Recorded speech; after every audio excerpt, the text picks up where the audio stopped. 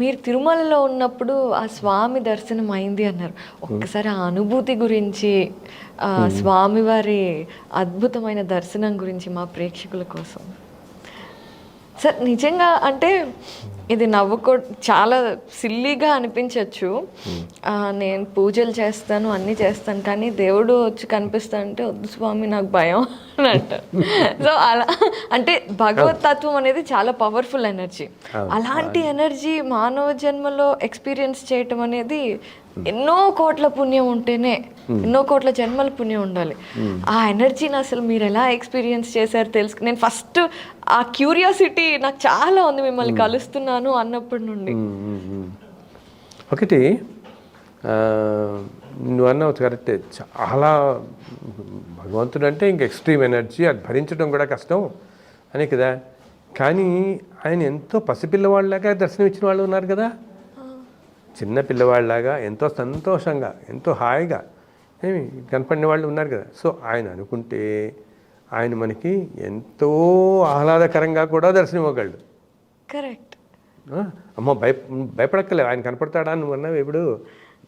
ఆయన నీకు ఎంతో ఆనందం ఇచ్చేలాగా కూడా కనపడచ్చు, ఆ రూపంలో కనపడచ్చు కదా. అవును. సో పెద్ద రూపం అంటే మనం ఒక మహామునులు, మహర్షులు అటువంటి వాళ్ళు ఎవరు తట్టుకోగలరో ఆ స్థాయికి. ఇప్పుడు యాక్చువల్లీ తిరుమలలో కూడా స్వామివారు మొట్టమొదట ఆయన అక్కడ వైకుంఠం నుంచి వెలిసినప్పుడమ్మా, ఆయన డైరెక్ట్ విష్ణు వచ్చి అక్కడ ఉన్నప్పుడు ఆయన అక్కడ అసలు అందరికీ విశ్వరూపంలో ఆయన కనపడతాడు అక్కడ అందరికీ. మన బ్రహ్మోత్సవాలు అంటామే, ఎప్పుడు చేస్తారు బ్రహ్మోత్సవాలు? స్వామివారు వచ్చి అక్కడ వెంకటేశ్వరుడిగా నిలిచినప్పుడు చెప్తారు. అప్పుడు ఈ మునులు అందరూ ఆయన ప్రార్థిస్తారు, నాయన కలియుగంలో మానవులకి ఇలా దర్శించడం సాధ్యం కాదు, నిన్ను తట్టుకోవటం అనేటప్పటికీ ఆయన శిలారూపంలో దర్శనమిస్తూ ఉంటాను అంటాడు. ఆయన అక్కడ ఎప్పుడు ఉంటాడు, మామూలుగా భగవత్ రూపంలోనే ఉంటుంది, కానీ మనకి శిలారూపంలో భ్రమింపజేస్తూ, అది కూడా అంటాడు. యాక్చువల్లీ ఏంటి, ప్రజలు భ్రమింపజేస్తూ ఉంటారు. ఎందుకంటే ఒక్కొక్కసారి అక్కడ ఆలయంలో అర్చకులు వాళ్ళు అభిషేకం చేసేటప్పుడు వాళ్ళు చెప్తారు, వాళ్ళు చెయ్యి గముక్కున తగిలితే మెత్తగా అనిపిస్తుంది ఆయన శిలరూపం, అసలు అనిపించదు వాళ్ళకి, మానవ శరీరంలాగా అనిపిస్తుంది అనమాట భగవంతుడు. సో సాక్షాత్ భగవంతుని నుంచి ప్రదేశం ఏది. సో నువ్వు అన్నట్టు నాకు ఎక్స్పీరియన్స్ అంటే ఏంటంటే, నేను అంతకుముందు ఒకటి 2001లో బుక్ రాశాను, శ్రీనివాస మహత్యం అని. శ్రీనివాస మహత్యం అని తిరుమల రకరకాల విశేషాలన్నీ తల్లి. అది నేను తిరుమల కూడా వెళ్ళి ఒక వారం రోజులు ఉండొచ్చానమాట. తర్వాత 2005లో వెంకటేశ్వర వ్రతకల్పం అని రాశాను. అది నాకు ఆయన కళ్ళలో కనపడి, ఆయన తిరుమల రా ఒకసారి, నేను నీకు వెంకటేశ్వర వ్రతకల్పం నీకు అనుగ్రహిస్తాను అన్నారు. అది నాకు చాలా ఆశ్చర్యం అనిపించింది. సార్ ఇక్కడ సారీ టు ఇంటరప్ట్, అంటే మీరు ఈ మొత్తం జర్నీలో అసలు వెంకటేశ్వర స్వామికి ఎలా కనెక్ట్ అయ్యారు అనేది తెలుసుకొని ఇది తెలుసుకుంటే ఇంకా బాగుంటుందేమో. వెంకటేశ్వర స్వామికి ఎందుకు ఎలా కనెక్ట్ అయ్యారంటే, చాలా చాలా పెద్ద క్వశ్చన్ అడిగావు, చాలా మంచి క్వశ్చన్ అడిగావు, చాలా పెద్ద క్వశ్చన్ కూడా ఇది, చాలా మంచి క్వశ్చన్. అదే అదే అదే అదే. సో ఎందుకంటే మన ఒకటి అంటారు, కలో వెంకటనాయక అంటాం, ఒక కలియుగానికి వెంకటేశ్వరుడే అని అంటాం. అండ్ మన వాళ్ళందరికీ కూడా ప్రత్యక్ష దైవంగా కనపడుతున్న దేవుడు ఆ వెంకటేశ్వరుడు. ఓకే, అంతేకాకుండా ఇంకా ఎన్నో కారణాలు ఉంటాయి మనం బయటికి చెప్పేవి చెప్పలేనివి, ఆయనతోనే ఎందుకు కనెక్ట్ అయ్యాము అనడానికి. లేకపోతే ఏదో బలమైన అంటే మనం చెప్పాలంటే ఈ మెటాఫిజికల్ ఈ ఫిజికల్ వరల్డ్లో అర్థం చేసుకోలేని తత్వాలు చాలా ఉంటాయి కదా.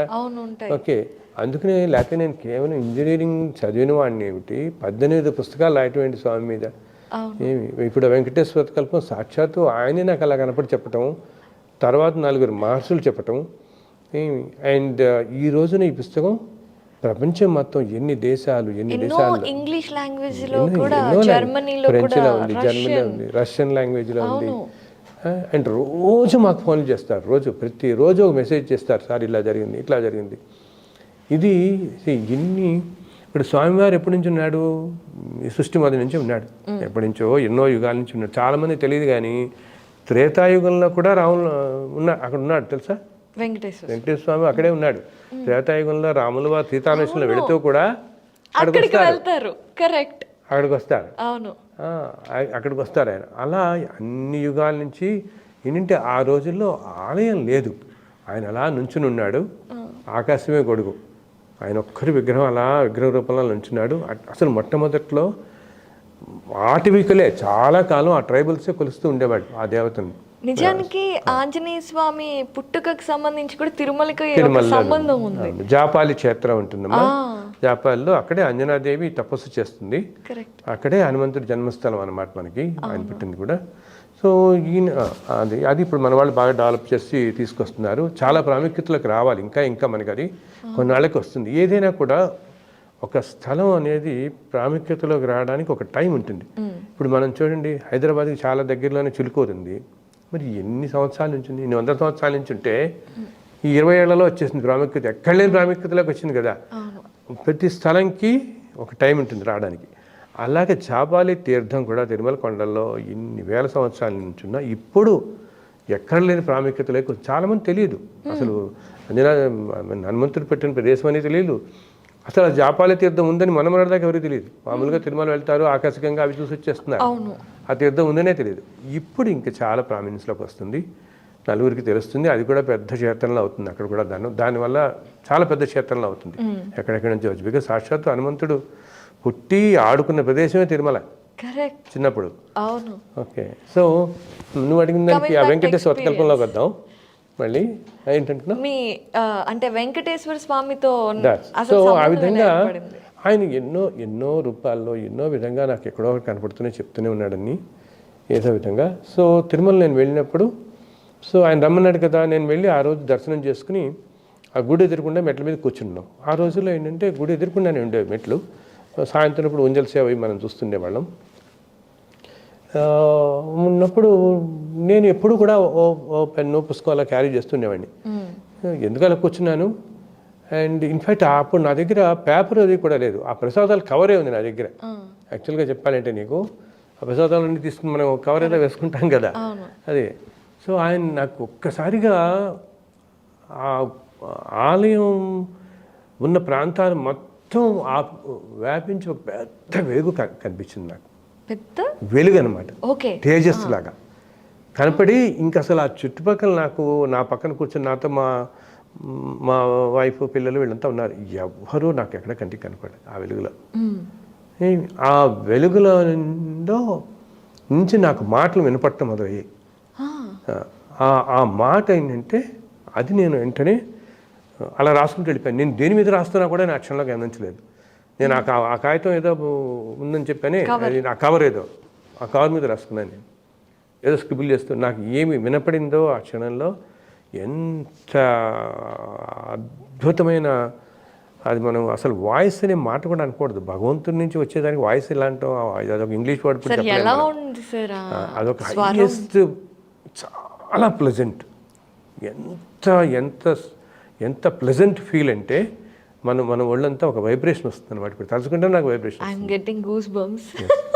సో నేను ఆయన చెప్తాడు ఆ వ్రత విధానం అంతా ఆయన చెప్పి, ఇలా దీన్ని 2 విధాలుగా చేసుకోవచ్చు నైనా, ఈ మొదటి అసలు ఎలా చేసుకోవాలి విధానం నేను ఇప్పుడు చెప్తున్నాను నీకు.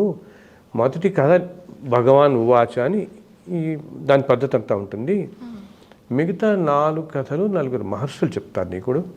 ఓకే, విశ్వామిత్రుడు, వశిష్ఠుడు, భరద్వాజుడు, అత్రి మహర్షి, 4 మహర్షులు నీకు తర్వాత కాలంలో ముందు రోజుల్లో 4 కథలు చెప్తారు. ఈ 5 కథలు కలిపి ఇది వెంకటేశ్వర వ్రతంగా ప్రసిద్ధి పొందుతుంది. ఇది 2 విధాలుగా చేసుకోవచ్చు. ఇదంతా నాకు అలా వినపడింది అనమాట. మొదటి విధానం ఏమో మామూలుగా యథావిధిగా కలసం పెట్టుకుని సత్యనారాయణలాగా చేసుకునే పద్ధతి. రెండో పద్ధతి ఏ కులగోత్రాలు, నియమనిష్టలు, ఉపవాసాలు ఏమీ అవసరం లేదు. ఏ రోజైనా సరే, ఒక్కసారి అష్టదిక్పాలని, నవగ్రహాలని, విఘ్నేశ్వరుని, దేవతలందరినీ మనసులో తలుచుకుని, నన్ను తలుచుకుని, భగవంతుడు ఆయన చెప్పాడు, నన్ను తలుచుకుని మీరు ఏ ప్రదేశంలో ఉన్నా ఉండండి. అసలు ఈ 5 కథలు చదివి ఉన్న చోట నుంచి ఒక్క నమస్కారం పెట్టినా 2టికి నేను సమాన ఫలితం ఇస్తాను అన్నాడు. 2టికి సమాన ఫలితం ఇస్తాను. రెండో పద్ధతి చాలా తేలిక కదా. అసలు అన్నారు అండ్ ఇంకంతే ఆ వెలుగు అలా నాకు అలా అసలు ఆ వెలుగులో నాకు అందరు దేవతలు కనపడ్డారు. మనం అనుకునే సర్వ దేవతలు ఒక్క సెకండ్ పాటు ఎట్లా కనపడ్డారు. తర్వాత మళ్ళీ ఆ తేజస్సులో మనుషులు అసలు ఇంకా నాకు మన పక్కన ఏమన్నా వెళుతున్నారా తిరుగుతున్నారా ఏమీ నాకు అసలు ఆ గుడే కనపడలేదు నాకు. చెప్తున్నాను కదా, ఎదురుకుండా ధ్వజస్తంభం కనపడుతూ ఉంటుంది మామూలుగా అక్కడ మనం కూర్చుంటే ఎదురుకుండా కదా, అక్కడ కూర్చున్నాం అందరం అలా కూర్చునే వాళ్ళం సాయంత్రం ఇప్పుడు కాసేపు ఏమీ కనపడింది ఎక్స్పీరియన్స్. సో నాకు ఆ తర్వాత నేను ఇదంతా రాసుకున్నాను, ఇంకా రూమ్కి వచ్చి దాన్ని కాస్త ఫేర్ చేసుకున్నాను. సరే అసలు అంటే భగవంతుడు సర్వదేవతలు కనిపించిన తర్వాత ఇంకెంతకంటే ఏం కావాలి ఇంకా మీ అసలు రూమ్కి వచ్చి మళ్ళీ ఫేర్ అసలు ఆ కాన్షియస్లోకి అల్టిమేట్ కాన్షియస్ నుంచి మళ్ళీ ఎలా వచ్చారు బయటికి? అది ఇంకా అప్పటి నుంచి ఇవన్నీ తల్లి నేను చెప్పానే, మనం ప్రతిదీ కూడా మన మనుషులు అందరం కూడా ఏదైనా ఒక లాజిక్తోనే ఉంటాం. Within the frame of our థాట్సే మనం ఫిక్సప్ చేసేస్తాం. నిజంగా విశ్వరూపం కనపడిందా అనుకుంటాం కదా. సో నాకు ఆయన ఇచ్చిన శక్తి ఎటువంటిదంటే, నేను ఎప్పుడు మాట్లాడుతున్నా ఇలా మనం కూర్చొని మాట్లాడుకుంటున్నామా, మనం ఏదైనా భోజనం చేస్తుంటామా, ఇంకోళ్ళతో ఎక్కడితో మాట్లాడుతున్నామా, ఎప్పుడు ఎక్కడ మాట్లాడుతున్నా నాకు హృదయంలో అదే కనిపిస్తుంటుంది ఇప్పటికీ. నాకు ఇప్పటికీ ఆ తేజస్సు ఆ రూపం అలా కనపడుతూనే ఉంటుంది నాకు. అది ఎప్పుడైనా నేను ఎలా ఉన్నా కూడా నాకు ఒక టైం అంటూ లేదనమాట, 24 గంటలు అది కనిపిస్తూ ఉంటుంది. ఫిక్స్ అయిపోయింది ఇంకా మనసులో. ఎప్పుడు ఫిక్స్ అయిపోవడం కూడా కాదు, ఆయన అలా ఉంటాడు అంతే. కరెక్ట్. ఆంజనేయ స్వామి ఆయన అలా ఉంటూనే ఉంటాడు, ఎప్పుడు కనపడుతూనే ఉంటుంది. అందుకనే ఏమిటి తల్లి, ఇప్పుడు నాకు ఇప్పుడు 66 ఏళ్ళు. పొద్దున్న నేను లేస్తే 6:30 నుంచి రాత్రి 12 దాకా ఒక్కొక్క రోజు నేను 140 ఫోన్లు మాట్లాడుతున్నాను. ఏ శక్తి ఇస్తుంది నాకు అట్లాగా అని మన గొంతు పోతుంది కదా. నేను మాట్లాడటం కూడా ఏమిటి, అన్నీ వాళ్ళ కష్టాలు చెప్పుకునేవాళ్ళు. మా పిల్లాడికి ఆర్టిజం ఉందండి, మాకు ఇది వచ్చిందండి, ఒక గంట సేపు చెప్పుకుంటారు. ఏం బాగుంటుంది అయినా మీరు ఆ బతకల్ప ఒక్కసారి తీసి చదువుకోండి చాలు అంటే తగ్గిపోతుంది వాడికి. అది భగవంతుడు అనుగ్రహం కాబట్టి మనది ఏముంది, నా గొప్పతనం ఏముంది. భగవంతుడు మనం చేసుకున్న పూర్వజన్మ సంస్కారం పుణ్యం వల్ల నాకు ఇచ్చాడు అనుగ్రహం. అందుకనే నేను ఏది కూడా అమ్మట్లేదు. నేను ఉన్నంతకాలం నేను అమ్మను. మన వాళ్ళందరూ అన్నారు, ఎందుకని ఇంత కష్టాలు పడతారు మీరు, నువ్వు ఇంత ఇది అడిగామని చెప్తున్నాను. కానీ అక్కడ అవతం అది వచ్చాను. ఇంటికి వచ్చిన తర్వాత మా ఇంట్లో ఒక ఆఫీస్ రూమ్లో పెట్టుకున్నాను తల్లి నేను రాసుకోవడానికి. ఓకే, నేను రాస్తున్నప్పుడు ఎప్పుడు కూడా మా మిస్సెస్ రుక్మిణి తన పేరు, తను కూడా అసలు నన్ను అడగదు మీరు ఏం రాస్తున్నారు అని అడగదు. అయిన తర్వాత చెప్తాను. నేను ఏ పుస్తకం అయినా కూడా నేను రాసుకుంటూ పోతుంటాను. అయిన తర్వాత ఫలానా రాశాను అంటుంది అనమాట. ఓకే, సో వర్తకల్పన అలా కూర్చోగానే నాకు ఒక 4 రోజుల్లోనే 4 మహర్షులు అలా ప్రత్యక్షమై వాళ్ళ పాదాలే నాకు కనపడ్డాయి అంతే. కనపడి 4 చెప్పారు తల్లి. వాళ్ళ గొంతు వినిపించింది చక్కగా వినపడితే నేను రాసిన పుస్తకం అది. ఈ రోజున ఆ స్వామికి అంత రాశాను. ఇంకా తర్వాత నుంచి ప్రింట్ చేస్తున్నాం. 10,000 20,000 ఎన్నైనా ప్రింట్ చేస్తున్నాం. అలా వెళ్ళిపోతుంటుంది. ఎన్నో దేశాల్లో ఎవరెవరు ప్రింట్ చేస్తున్నారు. అండ్ తర్వాత నేను ఏం చేస్తే ఒక వెబ్సైట్లో పెట్టాను. ఎవరైనా ఎక్కడి నుంచైనా ఫ్రీగా డౌన్లోడ్ చేసేయచ్చు.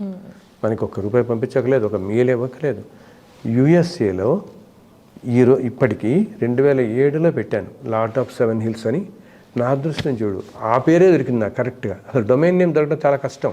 అవును. ఓకే, లార్డ్ ఆఫ్ 7 హిల్స్ అనేది asitis.com అని దొరికింది. ఏ బుక్ రాసినా దాంట్లో పెడుతున్నాం. ఇప్పటికీ 2 మిలియన్ కాపీస్ డౌన్లోడ్ చేశారు. దాంట్లోంచి 2 మిలియన్ 20 లక్షలు. మావాడు ఆ వెబ్సైట్ డిజైన్ చేసిన తను అంటుంటాడు నాతో అప్పుడప్పుడు, అది మీరు కనీసం $1 అన్నా పెట్టచ్చు కదా సార్, ఎందుకు ఇన్ని కష్టాలు పడతారు మీరు అంటే, నేను బాబు నా వల్ల కాదు, నేను పెట్టను. ఓ మెయిల్ ఇవ్వక్కలేదు, $1 ఇవ్వక్కలేదు. ఇంకా చెప్పాలంటే తల్లి, నేను ఆ శ్రీనివాస మహత్యం రాసి ఈ వెంకటేశ్వర కల్పన రాయబోయే ముందు ఆ టైంలో చాలా కష్టాలు పడ్డాను నేను. ఫైనాన్షియల్గా కానీ ఎన్నో విధాలు. నేను కంపెనీస్కి లోగోస్ చేస్తానని చెప్పాను కదా, తెలుసు కదా, దాంట్లో పెట్టాను అని మీకు. ఎన్నో కంపెనీలకి 98 నుంచి ఇప్పటికీ ఫుల్ టైం ఇదే, ఈ లోగో డిజైనింగ్ అని. అది మన ఇల్లు లైవ్లీహుడ్ అంటే ఇదే అనమాట. ఓకే, నెలకి 4 5 చేస్తాను. I don't advertise. ఓకే, నేను ఎవరిని విజిట్ చేయను, ఎవరి ద్వారానో తెలవటం.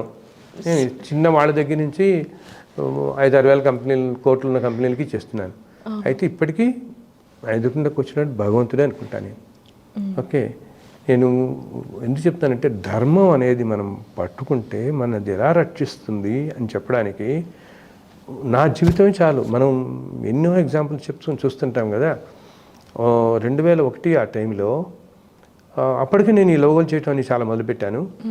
అండ్ చాలా పెద్ద కంపెనీలకి హైదరాబాద్లో ఇప్పుడు ఈ రోజున ఐటీ సిటీ ప్రాంతాల్లో ఉన్న 500 కన్స్ట్రక్షన్ కంపెనీల కోసం నేను చేసి ఉంటాను. కానీ నేను ఆ రోజుల్లో నేను ఎవరినైనా ఏదైనా అడగాలనుకోమ్మా, నాకు ఆ రోజుల్లో నాకు 3 పిల్లలు ఏ చదువులకి వాటికి 40,000 50,000 అనుకుందాం మనం. ఓకే, ఓ రెంట్ ఒక 8,000 రెంట్ ఉండేది నాకు అప్పుడు. అండ్ తర్వాత ఇంకేదో అనుకుందాం, ఈ ఖర్చులు పిల్లలు ఫీజులు. ఓ నలుగురు వస్తే నలుగురిని 4-5 వేలు అడిగేవాడిని. వాడు 5,000 కోట్ల కంపెనీ అని నేను అడగను, అసలు ఏమీ ఆశించను. అంటే నమస్కారం పెట్టేవాడు. సో ఆ టైంలో నాకు ఒక టైంలో ఎంత కష్టమైందంటే యూ విల్ నాట్ బిలీవ్, 8 నెలలు నేను ఇంటికి రెంట్ పే చేయలేకపోయాను నేను. సార్ కానీ అదే టైంలో ఈ పెద్ద పెద్ద వాళ్ళందరికీ రోగాలు చేశాను నేను. కానీ ఎవరిని నేను అడగలేదు. నేను అసలు వాళ్ళకి తెలియని కూడా చెప్పలేదు. నేను ఈ ఇల్లు నేను ఇలా ఉంది నా పరిస్థితి అని కూడా నేను చెప్పలేదు. మనం ధర్మంగా ఉండాలి. మనం ధర్మంగా ఉంటే వాళ్ళు బాగుంటారు. ఈరోజు వీళ్ళందరూ బాగుండి ఇన్ని లక్షల కుటుంబాలు బాగున్నాయంటే మనం ధర్మంగా ఉండబట్టే కదా. నా కష్టమైతే వచ్చు, అది కష్టం అని కూడా నేను అసలు అనుకోను. నేను హాయిగా ఉంటాను. నేను అసలు ఆలోచించాను, నాకు వేరేది పట్టదు. మీరు నమ్మరు, అసలు నాకు ఫిక్స్డ్ డిపాజిట్ ఫామ్ అంటే నేను చూడలేదు ఈ రోజుకి. ఓకే, ఒక ఏటీఎంలో నేను ఇప్పుడు చేయట్లేదు. ఎవరైనా నెలకి నలుగురు ఆయనే పంపిస్తాడు, ఎవరో చెప్పారు సార్ అంటారు, ఆ నెలలో గడిచిపోతుంది. ఆ తర్వాతే నేను ఈ బుక్స్ రాశాను, వెంకటేశ్వర కల్పం. ఈ కష్టాల నుంచి బయటపడింది. మళ్ళీ ఏదో నలుగురు లోకాల వాళ్ళు నలుగురు బదులు ఇంకో 7 రావటం, ఆ పాత రెంట్లన్నీ తీర్చుకోవటం. బట్ ధర్మం అనేది ఎంత రక్షిస్తుందో ఈరోజు నేను చూస్తున్నాను. మరి ఇన్ని లక్షల పుస్తకాలు మనం ఇన్ని పీఠాధిపతులు చదువుతున్నారు, మనకిచ్చాడు కదా అదృష్టం. శ్రీ వెంకటేశ్వర స్వామి ఇన్ని యుగాలుగా ఉంటూ ఆయన మీద శాశ్వతంగా నిలిచిపోతున్న వెంకటేశ్వర వ్రతం మనకి అనుగ్రహించాడు కదా. అంతకు మించిన అదృష్టం ఏముంటుంది.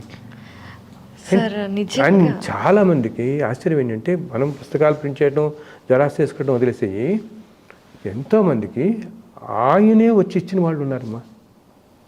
సాక్షాత్తు ఆయనే వాళ్ళకి రకరకాల రూపాల్లో వచ్చి